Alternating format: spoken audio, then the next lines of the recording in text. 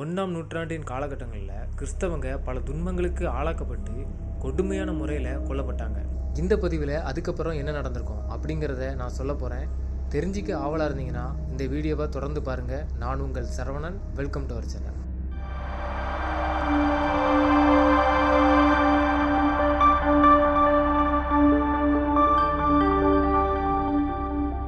பல கொடுமைகளை கொடுத்து கிறிஸ்துவின் சபையை அழிச்சிடலாம்னு திட்டம் தீட்டிய சாத்தானோட முயற்சி அத்தனையும் வீணாக போகுது. 1000 கிறிஸ்தவங்க கொடுமையான முறையில் சாவுறாங்கன்னா அதற்கு பதிலாக 10,000 கிறிஸ்தவங்க புதுசாக முளைச்சி வராங்க. அந்த கிறிஸ்தவங்க இரத்த சாட்சியாக மரித்தாலும் என்ன நோக்கத்திற்காக அந்த கிறிஸ்தவங்க மரித்தாங்களோ அந்த நோக்கம் பல கிறிஸ்தவங்களால் நாடு முழுக்க பரவுது.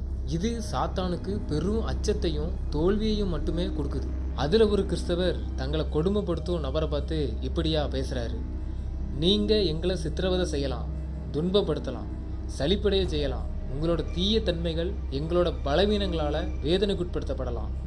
ஆனால் அதுவே பிறரை எங்கள் பக்கம் இழுக்கும் பலத்த அரணாக அமையும். எந்த அளவிற்கு அதிகமாக நாங்கள் புற்களைப் போல கத்தரிக்கப்படுகிறோமோ அந்த அளவிற்கு நாங்கள் மறுபடியும் துளிர்த்து வருவோம். கிறிஸ்துவின் இரத்தம் விதையாக உள்ளது. இப்படி அந்த கிறிஸ்தவர் சொல்றாரு. எந்த அளவிற்கு தன் தேவனுக்காக வைராக்கியமா இருந்திருந்தா இப்படி ஒரு வார்த்தையை சொல்லியிருப்பாரு. அந்த கிறிஸ்தவர் சொன்ன மாதிரி தான் நடக்குது.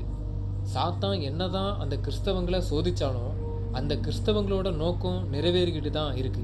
இதனால எரிச்சல் அடைஞ்ச சாத்தான் என்ன யோசிக்கிறான்னா, கர்த்தரை பின்பற்றும் கிறிஸ்தவங்களை கொடுமைப்படுத்தி நாம சாகடிச்சா இவங்க என்னன்னா புதுசா துளிர் விட்டு கர்த்தரோட சித்தத்தை நிறைவேற்றுறாங்க. இனி இவங்களை கொடுமைப்படுத்தி தேவனை விட்டு பிரிக்க முடியாது. இனிமே இவங்களை கொடுமைப்படுத்த கூடாது. அதுக்கு பதிலா இந்த கிறிஸ்தவங்க வஞ்சிக்கப்பட்டு தேவனோட கோபத்துக்கு நேரா நடத்தப்பட்டா அவங்களோட பலமும் கோட்டையும் விழுந்து போவோம். அவங்க எளிதாக நமக்கு இரையாக விழுந்துருவாங்கன்னு தந்திரமா சாத்தான் யோசிக்கிறான். அதுக்கப்புறம் என்ன நடக்குதுன்னா, சாத்தானோட தந்திரத்தினால கிறிஸ்தவங்களுக்கு எதிராக நடத்தப்பட்ட உபத்திரவம் நிறுத்தப்பட்டு அதுக்கு பதிலாக உலக பிரகாரமான மேன்மையும் கவர்ச்சியும் வைக்கப்படுது. முக்கியமான சத்திய வசனங்கள் நிராகரிக்கப்பட்டு கிறிஸ்தவங்க மத்தியில ஒரு பகுதி விக்கிரக ஆராதனைக்கு நேரா நடத்தப்படுது. 125% மக்கள் இதனால கர்த்தர் அருவருக்கிற காரியத்துல ஈடுபடுறாங்க. இன்னும் 25% மக்கள் இயேசுதான் தேவகுமாரன் என்றும் அவரோட மரணம் உயிர்த்தெழுதல் எல்லாத்தையும் போதித்து இயேசுதான் மெய்யான கடவுள் அப்படின்னு பகிரங்கமா பிரசங்கிச்சாலும் இயேசு என்ன நோக்கத்திற்காக பூமிக்கு வந்தாரோ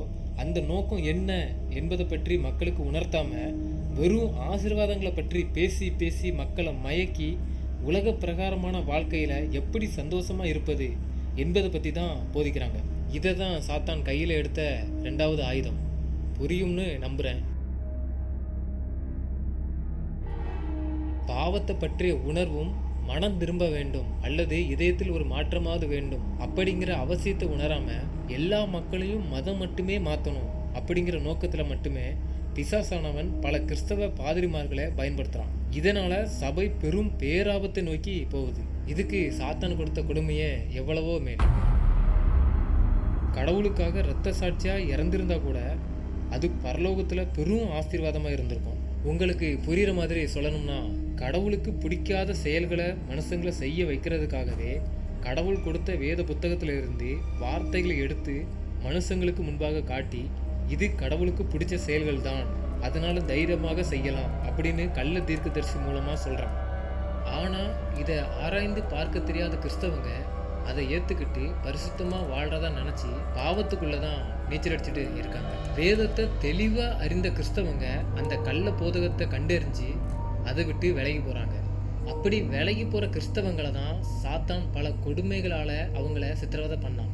அப்படி சித்திரவதை பண்ணியும் மீண்டும் மீண்டும் வந்த கிறிஸ்தவங்களை அழிக்க முடியலையே அப்படிங்கிற நோக்கத்துல தான் இப்போ கிறிஸ்தவங்க மார்க்கத்துக்குள்ள போலியான வார்த்தைகளை சபைக்குள்ள கொண்டு வந்து கிறிஸ்தவங்களோட விசுவாசத்தை கரப்படுத்தி சத்திய வார்த்தையிலிருந்து அவங்கள திசை திருப்பி பாவத்துக்கு நேராக நடத்துறான். நீ சொல்றது விலங்குல கொஞ்சம் புரியுற மாதிரி சொல்லுன்னு கேட்குறீங்களா? உங்களுக்கு புரியுற மாதிரி சொல்றேன். இந்த உலகத்துல உள்ள அத்தனை கோயில்லையும் மக்கள் தவறாம கடவுளை தொழுதுகிட்டு வராங்க. அந்த ஆலயத்துல தொழுதுட்டு வர்ற அத்தனை பேரோட மனசாட்சி அவங்களுக்கு உணர்த்துறது என்னன்னா, நான் பரிசுத்தவான், நான் தவறாமல் கடவுளை தொழுது கொள்றதுனால கடவுள் என்ன ஆசீர்வாதமா வச்சிருப்பாரு, இப்போ இருக்கிற என் கஷ்டங்களை தீர்த்து எனக்கு நல்ல வாழ்க்கையை கொடுப்பாருன்னு மனசாட்சி சொல்லும். நாங்கள் கடவுளுக்கு உண்மையாக தான் இருக்கோம்னு நாமளும் நம்புவோம். ஆனால் கடவுளோட பார்வையிலிருந்து ஆலயத்துக்கு வர்ற மக்களை பார்த்தோம்னு சொன்னால் 2 வகையான மக்கள் தான் ஆலயத்துக்கு வராங்க அப்படிங்கிறத நம்மளால் உணர முடியும்.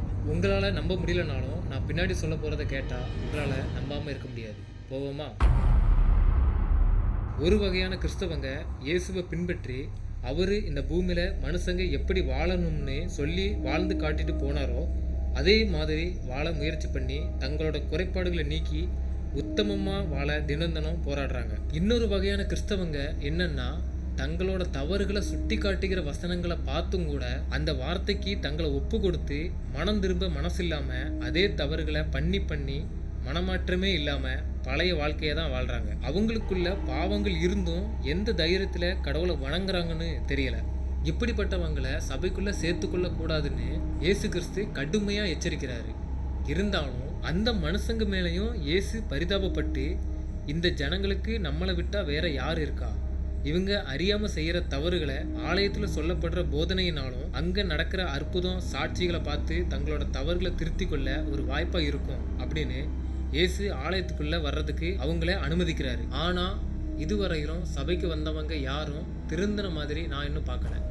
அவங்களோட பாவம் சுபாவம் அவங்கள இன்னும் பின்தொடர்ந்துக்கிட்டு தான் இருக்குது. உங்களுக்கு புரியுற மாதிரி சொல்லணும்னா, இயேசுவோட வரலாறை பார்த்தோம் அப்படின்னு சொன்னால், இயேசுவோட சீசர்கள் 12 பேரில் யூதாஸ் காரியோத், அவரோட வரலாறு உங்களுக்கு தெரியும்னு நான் நம்புகிறேன். அவரோட கதையை கேட்டிங்கன்னு சொன்னால், இயேசுவுக்கு முன்னாடியே தெரியும் யூதாஸ் தான் நம்மளை காட்டி கொடுக்க போகிறான்னு.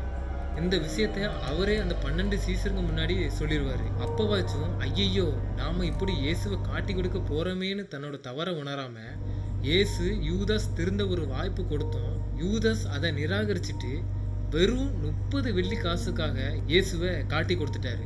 இதெல்லாம் இயேசு மேலே உள்ள வெறுப்பலையா? இல்லை, அந்த 30 வெள்ளி காசுக்காக. ஆனால் அந்த வெள்ளி காசு அவனோட வாழ்க்கையை மேம்படுத்துச்சா? இல்லை. வெள்ளி காசை வாங்கின அடுத்த நாளே தற்கொலை பண்ணி செத்துட்டான். பண ஆசை யாரை விட்டுச்சு? நாமளும் யூதாஸ் காரியத் மாதிரி தான் சபைக்கு கடவுளோட சத்திய வார்த்தையை கேட்க வரல. பூமிக்குரிய ஆசீர்வாதத்தை வாங்க மட்டும்தான் கடவுளை தேடி வாரோம். இதுதான் பிசாசு 2ஆவதாக எடுத்த ஆயுதம்.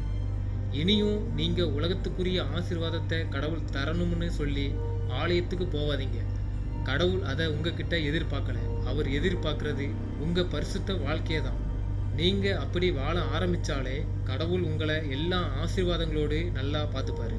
உங்களுக்கு இன்னும் ஒரு வாய்ப்பு இருக்குது திருந்தி வாழ. தொடர்ந்து இணைஞ்சிருங்க கிறிஸ்தவர்களின் சொல்லப்படாத வரலாற்றை காண. நன்றி, வணக்கம்.